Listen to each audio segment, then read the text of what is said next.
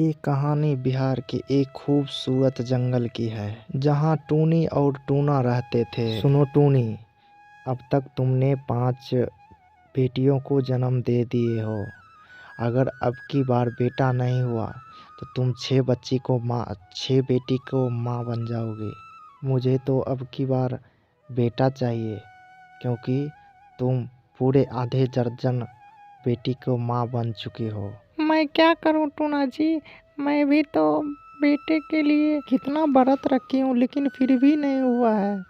इसी तरह अंडे पर बैठी थी टूनी और अंडा से टूटने की आवाज आती है। टूनी, तुम रो क्यों रही हो?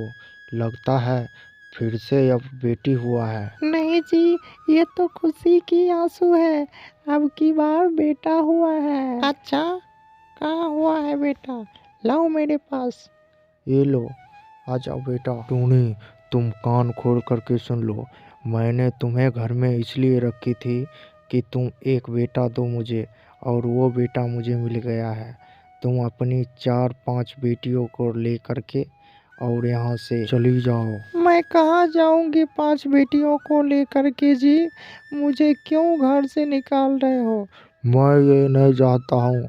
कहाँ जाओगे?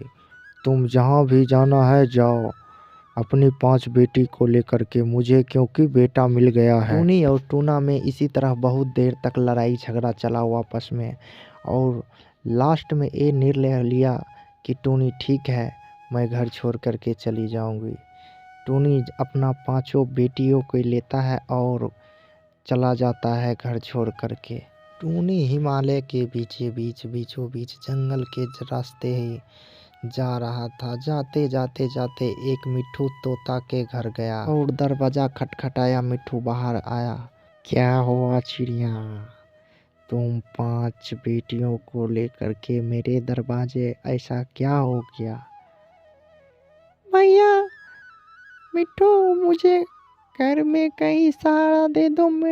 मेरा पति मेरे 5 बेटी होने के कारण अपने घर से निकाल दिया, इसीलिए मैं तब से दर दर भटक रही हूँ। मुझे कोई भी सहारा नहीं देता है। मुझे मिट्ठू भाई सहारा दे दो, मुझे एक घर दे दो, मैं उसमें रह लूँगी 5 बेटियों को साथ। नहीं नहीं, मैं अनजान व्यक्ति को अपना घर नहीं दूंगा रहने के लिए। इतना बोल करके टूनी वहाँ से चला जाता है निराश हो करके, और थोड़े दूर जा करके एक पेड़ पर बैठ करके टूनी बहुत ही 5 बच्चे के साथ चिंतित में थी और भूख भी लग गई थी।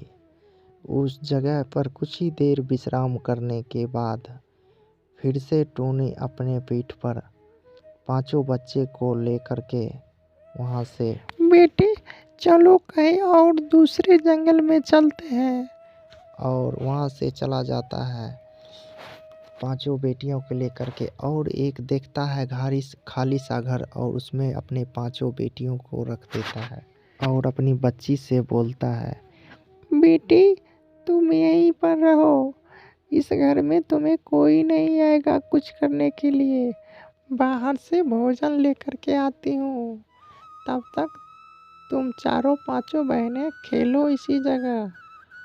इतना बात बोल करके टूनी अच्छे से समझा करके अपने बच्चे को और चला जाता है भोजन लाने के लिए। इसी तरह अपने बच्ची के साथ रहने लगता है और उनका समय व्यतीत होने लगता है।